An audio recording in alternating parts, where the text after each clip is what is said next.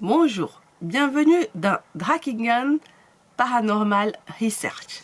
C'est le nom que j'ai donné pour faire par moi-même de la recherche en entreprise, dans mon entreprise qui n'a aucune rentabilité.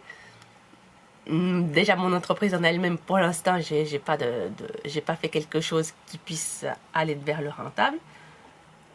C'est pas du tout important. J'ai étudié les sciences du langage, donc je suis linguiste. Seulement bac plus 4, mais bon, c'est quand même déjà intéressant. Et de mon temps, la recherche, c'était quelque chose de solitaire. Ça ne dépend pas des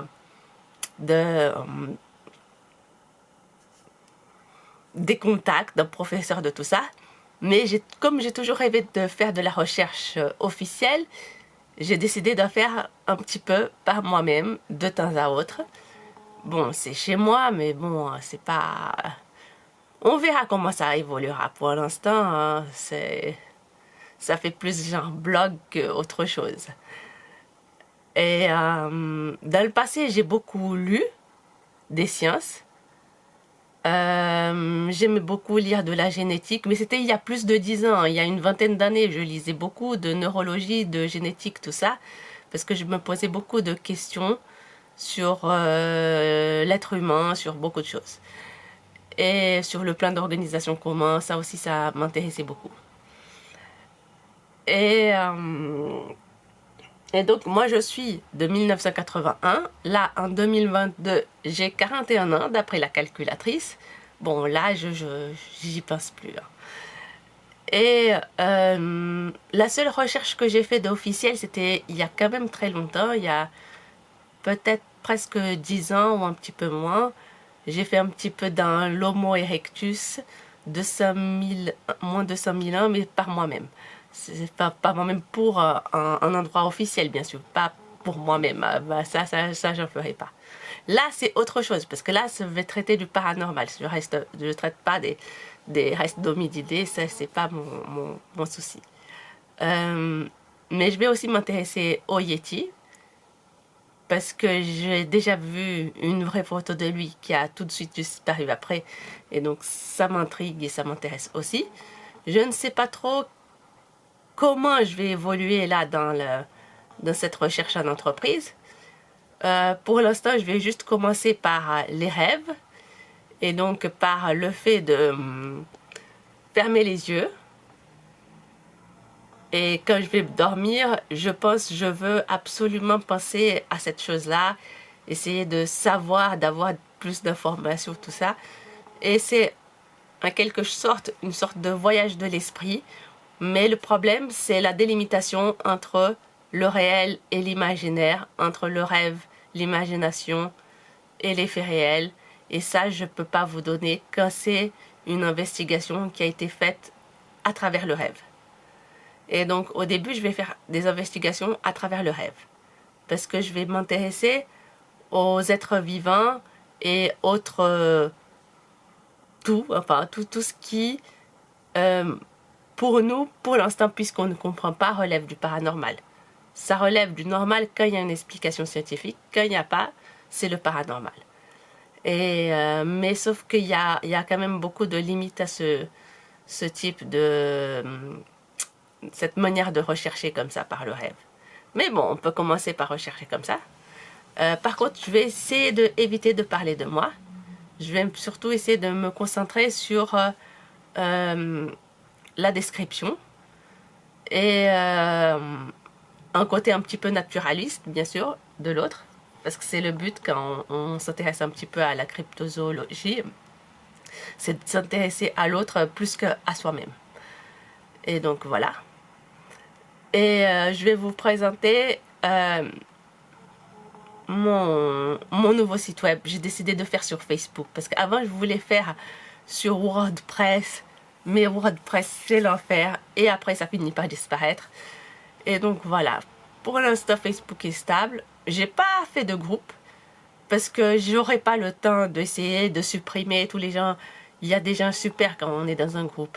Mais après, il y a toujours des gens qui s'invitent, qui postent des choses qu'il faut pas. Et donc voilà, j'ai pas envie d'avoir à surveiller. J'ai plus le temps, j'ai pas réussi à trouver un travail. Il n'y a rien qui a fonctionné dans ma vie. Donc voilà, donc on va pas faire quelque chose de au niveau technologique, faire un groupe euh, sur une vraie page, un hébergement web. Il y a beaucoup de limites parce que c'est pas, enfin, le problème c'est pas de ne pas être informaticienne, c'est que c'est beaucoup de travail au niveau informatique. Je suis capable de le faire, il n'y a pas de souci, mais ça me prend des mois pour faire un site qui après va avoir plein de petits soucis de PHP que je ne saurais pas résoudre, ou même que je saurais résoudre mais qui va me prendre des mois pour trouver la solution. Et après, le truc, il va disparaître parce que le site, il a fait faillite. Parce que je prends que des sites pas chers qui finissent par faire faillite et qui finissent par fermer. Et donc, voilà, c'est pas, ça va pas très loin, quoi. Et,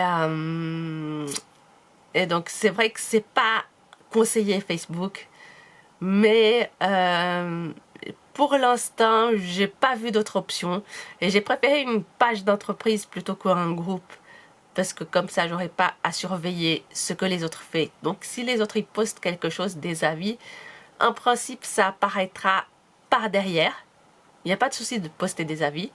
Mais normalement, je vais pouvoir tenir un peu comme si c'était un blog, mon opinion personnelle sur le paranormal. Après, si c'est scientifique ou pas, bon, j'ai lu il y a très longtemps des sciences. Je m'y suis intéressée par moi-même, bien sûr. Je m'intéressais, je lisais, il y a plus de 10, 20, il y a 10, 20 ans, je lisais beaucoup de génétique et de neurologie parce que je me posais beaucoup de questions. Je ne sais pas si je l'ai déjà dit, hein, parce qu'après, je répète les choses. Et aussi, je refais la vidéo plusieurs fois. Alors, après, je sais plus ce que j'ai dit, ce que j'ai pas dit. Et j'ai pas fait un petit papier pour m'en souvenir. Et en ce moment, j'ai pas une très bonne mémoire. Et donc, les choses, je m'en souviens plus ou moins. C'est vrai que j'ai écrit des articles, mais après qu'ils ont disparu avec le temps des groupes et de tout ça, et même de mon ordinateur. Et donc après, j'ai plus trop envie de me casser la tête. Donc je vous sors des choses, vous savez pas d'où ça sort, mais ça sort un petit peu du passé, de ce que j'avais écrit avant. Mais voilà, ça fait un peu brutal, mais voilà. Et, et donc, ce que je pense, c'est qu'il faut que je m'intéresse à l'autre et pas à moi. Mais l'autre, le problème, c'est la définition. Je me suis beaucoup intéressée au plan d'organisation commun, mais je ne peux pas faire quelque chose de très sûr et de très net. Et donc, je dirais que... Après, je vais vous lire aussi ce que j'ai écrit sur Facebook. Je dirais que le vivant, ce qui caractérise, en tout cas par rapport à ce qu'on sait sur Terre, ce qui est organique, ce qui est caractérisé, c'est l'ADN, il existe. Vous savez pourquoi? À mon avis, c'est un avis personnel ça. C'est parce que la Terre tourne sur elle-même et autour du Soleil.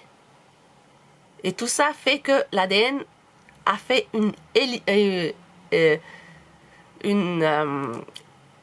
hélicoïdale, ça veut dire hélice, oui, une hélice.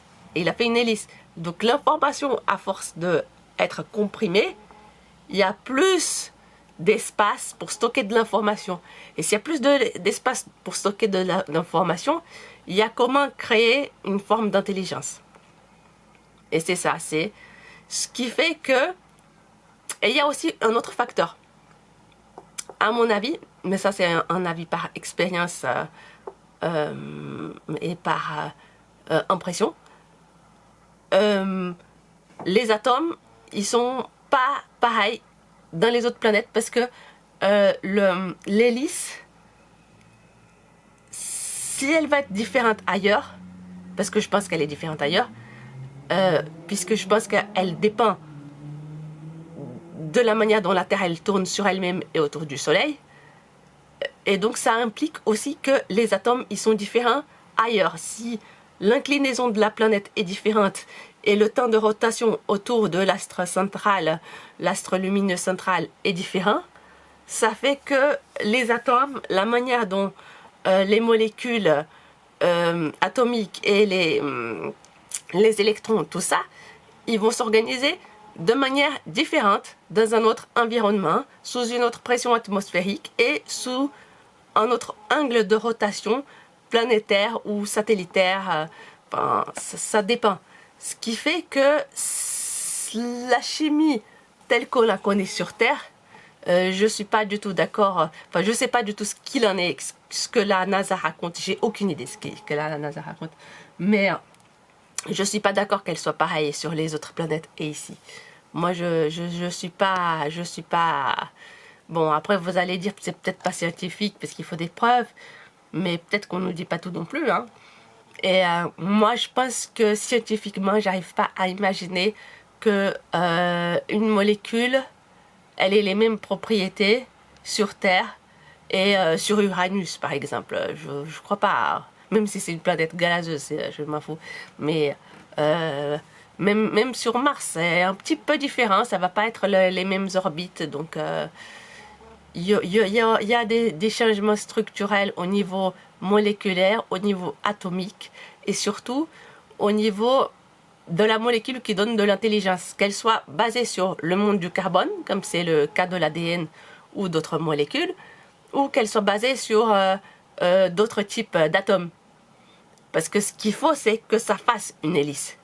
Donc il faut les quatre jambes, donc il faut que ça fasse une hélice. Et ça dépend de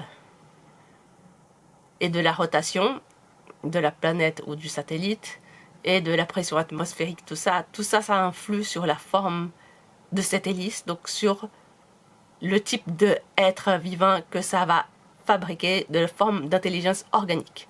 Après, je pense que toutes les formes d'intelligence ne sont pas forcément organiques. Parce que, à mon avis, sur Terre, déjà, vous voyez, les gens, ils ont commencé depuis quand même très longtemps. Peut-être même avant le 19e, ils ont commencé à penser, à imaginer les robots qui sont en train de devenir réalité aujourd'hui. Donc, c'est pas forcément que organique. L'intelligence peut être aussi fabriquée de diverses manières. Et il y a aussi tout ce qui est substance. Et là, j'ai pas de définition pour séparer les substances de ce qui est inorganique. Et parce que c'est pas du tout étudié. Et donc, dans les substances, je mettrai les fantômes et tout ce qui est plasmique. Mais à part ça, je ne saurais pas dire... Il y a des entités, d'autres entités, que je ne saurais pas dire si elles sont inorganiques ou si elles sont substances. Je sais juste que on raconte souvent que les virus sont inorganiques, mais après, c'est pas sûr et je sais pas si le virus c'est une substance, c'est organique, c'est inorganique. Donc, j'ai pas assez de définition. Bon, là, ça fait 13 minutes de vidéo. Et donc, je vous ai dit 3 piliers pour le vivant. Et donc, l'organique, l'inorganique et les substances. Et qu'est-ce que j'allais dire de plus? Oui, comme moi je suis linguiste, moi je pense que la vie est basée sur le langage et que le langage est basé sur la capacité de mouvement. Ça peut être un mouvement intérieur ou la possibilité de se mouvoir, comme les bactéries qui peuvent se mouvoir. Et moi, je pense que le langage est commun à tout ce qui possède un petit peu d'intelligence. Tout ce qui peut réagir par soi-même. Après, il y a toutes les théories de la communication. Je ne les connais pas parce que c'est de la psychologie. C'est vrai que j'avais assisté à plein de conférences psychologiques, mais même comme ça, je ne saurais pas faire comprendre vraiment le protocole de la communication. Tout ça, c'est pas dans mes capacités. Mais contrairement à ce que les linguistes disent et à l'opinion officielle sur ce qui est dit du langage, moi je suis pas du tout d'accord que le langage soit le propre de l'être humain, que les animaux n'ont pas de langage parce que d'après l'intelligence artificielle ils n'en ont pas, du coup c'est une raison pour eux de créer des robots parce que les animaux pour eux ils interagissent pas alors que c'est faux. Bon, c'est n'importe quoi l'intelligence artificielle. Mais moi, je pense que le langage, il est commun et à tous les êtres vivants, donc à tout ce qui est organique. Et c'est possible aussi au niveau inorganique et au niveau substance. C'est ce que je pense. Parce que les fantômes, ils peuvent interagir, ce sont des substances. Après, l'inorganique, c'est vrai que j'ai étudié un peu de géologie, mais je ne m'en souviens plus. Les cristaux, ils sont organisés au niveau des structures atomiques, mais je ne saurais pas trop dire quoi. Mais sinon, il existe des formes d'intelligence inorganique.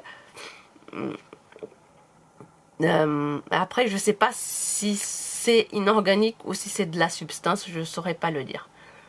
Donc, je sais que, par expérience, que la glace, elle peut avoir une certaine intelligence à cause de magnétisme, une certaine volonté aussi, et que l'eau aussi, elle peut avoir ces propriétés-là. Le feu, je sais pas, je suis pas sûre.